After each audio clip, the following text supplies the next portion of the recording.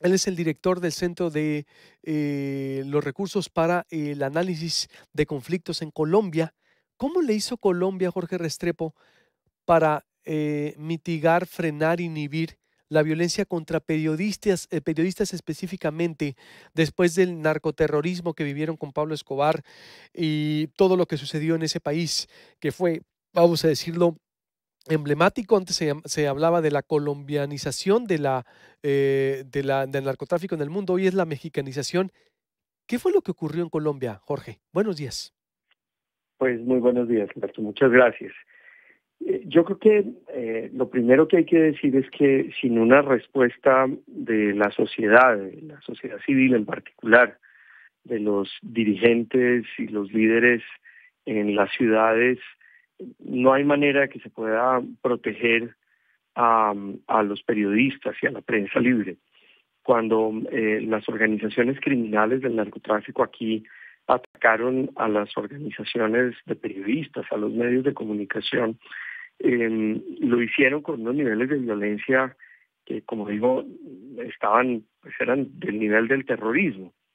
Y solamente cuando las sociedades locales, los líderes políticos, los dirigentes empresariales salen a rechazar este tipo de terrorismo, este tipo de violencia, es que se logra construir unos programas de protección, unos programas, unas acciones judiciales que identifiquen a los responsables y que puedan llevar a presionar a la fuerza pública actual en contra de esas organizaciones criminales.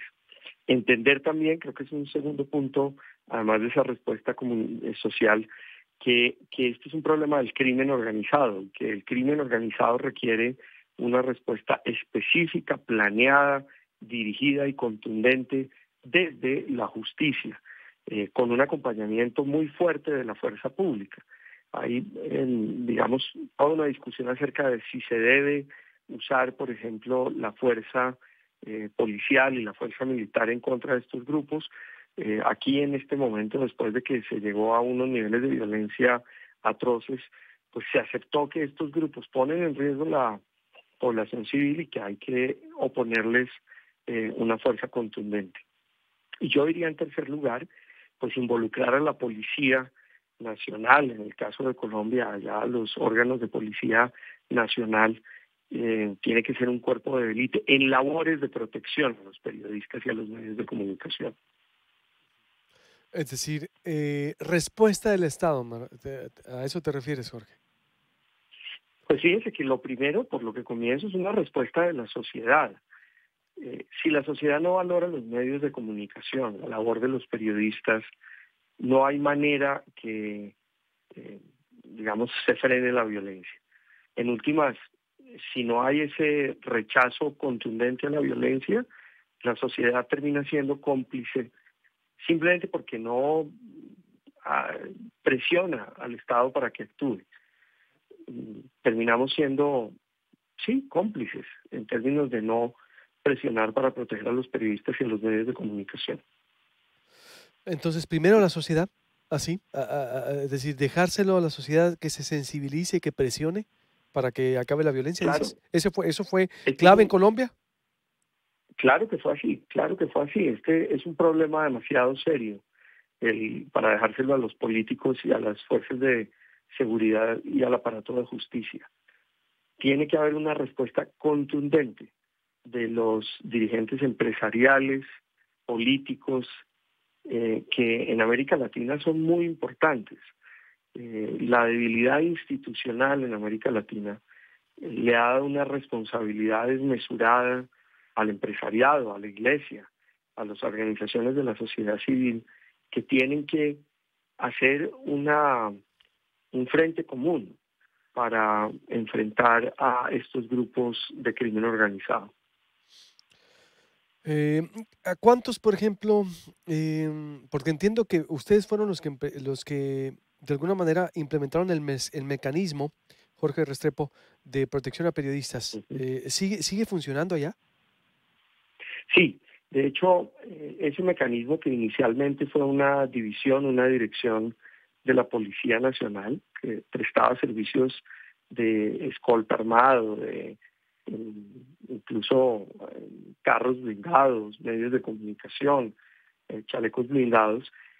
Con el tiempo después terminó convirtiéndose en una agencia especial que se llama la Unidad Nacional de Protección. No tengo la cifra exacta, pero sin lugar a dudas, hoy en día miles, muy cerca a los 2.000 periodistas reciben diferentes esquemas de protección por parte de esa agencia estatal, sin decir que también la Policía Nacional presta servicios de protección a periodistas aquí en Colombia. Sigue funcionando entonces. ¿Pero esa agencia es del Estado o es privada? Es una agencia estatal que contrata tanto directamente a escoltas como contrata medios de protección a empresas de seguridad privada. Por ejemplo, los vehículos los contratan a empresas privadas. Sin embargo, vale la pena decir que pues eso no es suficiente. Aquí en Colombia la amenaza sigue siendo muy seria. Todavía hay casos de asesinatos a periodistas. Solamente este fin de semana tuvimos el caso de un periodista en el departamento del Huila que fue amenazado y muchas veces estos aparatos institucionales de protección no son lo suficientemente ágiles para dar una respuesta, entre otras cosas porque la demanda es muy grande. Como les digo, estamos hablando de miles de casos en los cuales se solicita este tipo de protección y miles de casos en los que los periodistas son asesinados. Los recursos nunca alcanzarían para dar esa protección, por eso es muy importante que haya una protección generalizada desde la sociedad, que el alcalde del pueblo, los concejales, los diputados, los líderes de la iglesia entiendan la importancia de los medios, sobre todo a nivel regional, porque el problema, digamos, cuando es a nivel regional, es mucho más oculto, menos visible que los problemas, digamos, de violencia a nivel nacional, cuando se amenaza o se atenta contra la integridad de una persona que tiene figuración pública nacional. Sí, exactamente. Y por eso, si no salen los líderes, si no lo condenan, si no lo apoyan, si no se sensibilizan, pues esto no va a funcionar. Y exacto, no se ha desarraigado del Así es, todo el problema en Colombia, pero se ha mitigado. ¿Tú crees que allá en Colombia sí se mitigó? Sí, sí, el problema. claro, Sí, se ha mitigado, pero el problema subsiste obvio. en parte porque tenemos el problema de crimen organizado aquí. Y digamos, la solución de fondo, como le decía también, es tener un aparato de justicia y un aparato en la fuerza pública, bien sean las fuerzas militares o de policía, que sea efectivo en la lucha contra el crimen organizado. Y la violencia es un instrumento del crimen organizado. La violencia en particular contra los medios de comunicación y contra los periodistas es un instrumento del crimen organizado que buscan hacer viable la captura de rentas, todas sus labores criminales a las que se le oponen los periodistas. Sin duda. Pues ahí está la información, Jorge. ¿Hay estadística de cuántos periodistas mueren al año por allá, por ejemplo? ¿No los tienes a la mano en Colombia? Estamos hablando de, en los últimos años, no se cuentan con más de los dedos de una mano. El caso de periodistas que mueren en Colombia debido a la violencia. Sin embargo, estamos en el rango de los centenares los casos de amenazas y si contamos las agresiones a la prensa, como le llama la Fundación para la Libertad de Prensa aquí, incluyendo el acoso, por ejemplo, en las redes sociales, el acoso en la calle, la denegación de información con epítetos por parte de autoridades oficiales. Estamos hablando de miles de casos al año de agresiones contra la libertad de prensa y los periodistas. Bueno, pero a lo largo de cuánto tiempo. No, me refiero a un año. En un año, como le digo, acá no habrá más de 2 o 3 casos anuales en este momento de periodistas que pierden la vida, pero en términos de amenazas estamos hablando de decenas de casos al Pues año. al año, sí, pero por lo menos se frena la muerte de periodistas, como dice, se ha mitigado y con Claro, respuesta de la sociedad, de los sectores organizados y la contundencia del Estado, ¿no? Claro, sí, Muy bien. además de la valoración de la vida, para luchar contra esta forma de violencia se necesita una valoración pues del papel del periodismo y de la prensa en la sociedad. Por eso es tan importante que los líderes políticos cuiden a los periodistas y a la prensa libre, para que, digamos, no caigan en lo que es tan común hoy en día, que son estos ataques a la prensa, en los epítetos, en las frases derogatorias, en la calificación de los periodistas como sirviendo intereses políticos o privados opuestos a los gobiernos. Y en eso los gobiernos tienen un papel muy importante.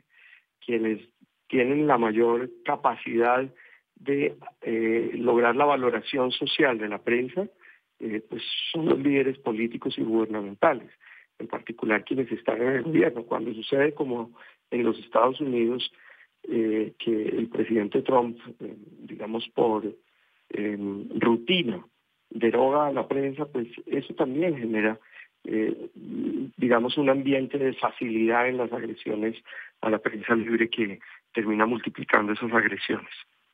Totalmente. Muy bien, pues te agradezco mucho, Jorge Restrepo, director del Centro de A ustedes, Recursos muchas para el gracias. Análisis de los Conflictos desde Colombia, Bogotá, para Proyecto Puente Sonora, para entender cómo ocurrió allá, cómo sucede acá y qué pudiéramos hacer desde aquí para solucionar la violencia contra periodistas. Volvemos con Ernesto Villanueva, Reina Ramírez, Humberto Melgoza desde San Luis y sus comentarios de la audiencia. ¿Qué propone? Porque exactamente, véalo, si la sociedad no hace conciencia, si los empresarios, los sectores organizados no hacen conciencia, se van a seguir matando periodistas y se va a seguir matando a la democracia, ¿eh? Volvemos.